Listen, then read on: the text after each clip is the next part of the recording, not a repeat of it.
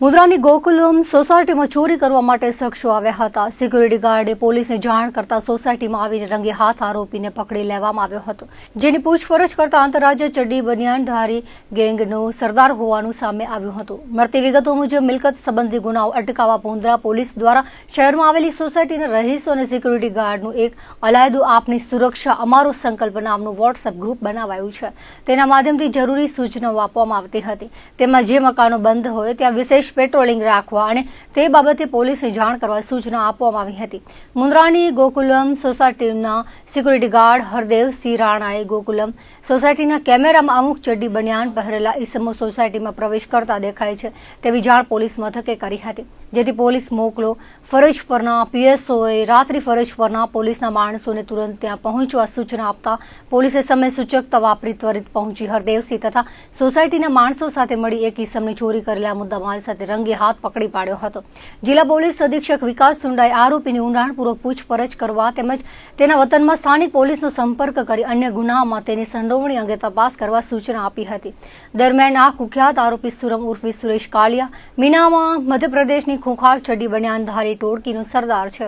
તેના વિરુદ્ધ મધ્યપ્રદેશ, કર્ણાટક, આંધ્રપ્રદેશ, ગુજરાત, મહારાષ્ટ્ર રાજ્યોમાં ઘરફોડ, ચોરી, લૂંટ, આર્મ્સ એક્ટ, વાહન ચોરી જેવા કુલ 12 ગુના દાખલ થયેલા છે. સાથે કર્ણાટકની હલિયાલ જેલમાં 6 વર્ષથી સજા ભોગવતો હતો અને વર્ષ 2023થી ભાગેડું છે.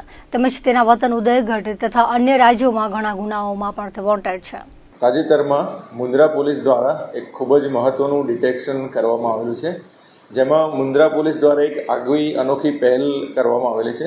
એમાં સોસાયટીના રહીશો અને સિક્યુરિટી ગાર્ડ્સને લઈને એક વોટ્સએપ ગ્રુપ બનાવવામાં આવેલું છે. તમારી સુરક્ષા અમારો સંકલ્પ એ નામનું વોટ્સએપ ગ્રુપ છે અને એમાં વખતો વખત સૂચનાઓ આપવામાં આવતી હોય છે. ખાસ કરીને જો કોઈ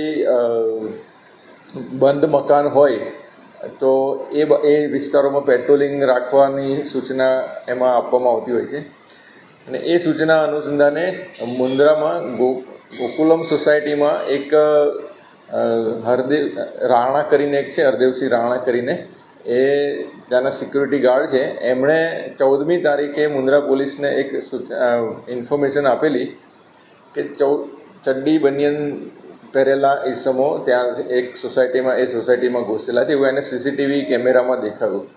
એટલે એણે પોલીસ સ્ટેશનને જાણ કરતા પોલીસ ત્યાં તાત્કાલિક પહોંચી અને 2 ઈસમો ભાગી ગયા, પણ એક ઈસમો એમાં પકડાઈ ગયો અને એ ચડ્ડી બનિયાનધારી ઈસમ હતો.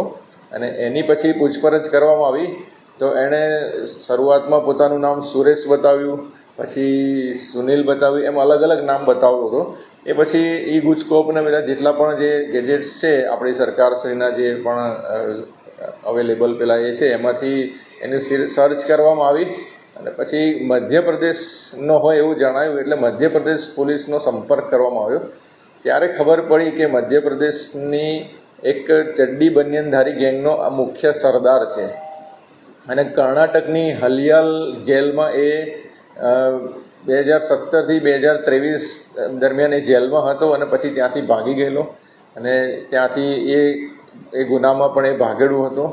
મધ્યપ્રદેશની અલીરાજપુર જે પોલીસ છે ત્યાંના એસપી સાહેબે એની પર 5000 રૂપિયાનું ઇનામ જાહેર કરેલું છે અને આ લોકો અસંખ્ય ગુનાઓમાં વોન્ટેડ છે, જેવા કે લૂંટ, ચોરી, ઘરફોડ, વાહન ચોરી એવા અસંખ્ય ગુનાઓમાં એ લોકો વોન્ટેડ છે. જે સોસાયટીમાં આ લોકો ઘૂસેલા એ સોસાયટીમાં એ વખતે તપાસ કરી તો એક તાળું તૂટેલું હતું એક બંધ મકાનનું અને એના માલિકનો સંપર્ક કર્યો તો એમણે તપાસ કરી તો 40,000 રૂપિયા જેટલી રકમની એમાં ચોરી થયેલી જણાઈ અને એ આ લોકોએ જ કરેલી હતી. એટલે એક બહુ મોટી ગેંગનો પર્દાફાશ મુન્દ્રા પોલીસ દ્વારા કરવામાં આવેલો છે. હાલ પ્રાથમિક પૂછપરછમાં આ લોકો ખૂબ જ રીઢા ગુનેગાર છે.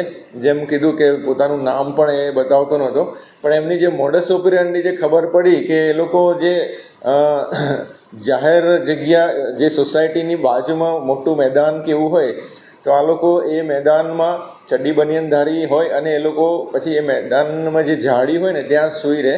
રાત્રે 8 વાગે આવીને 1 વાગે 2 વાગ્યા સુધી ત્યાં સૂઈ રહે.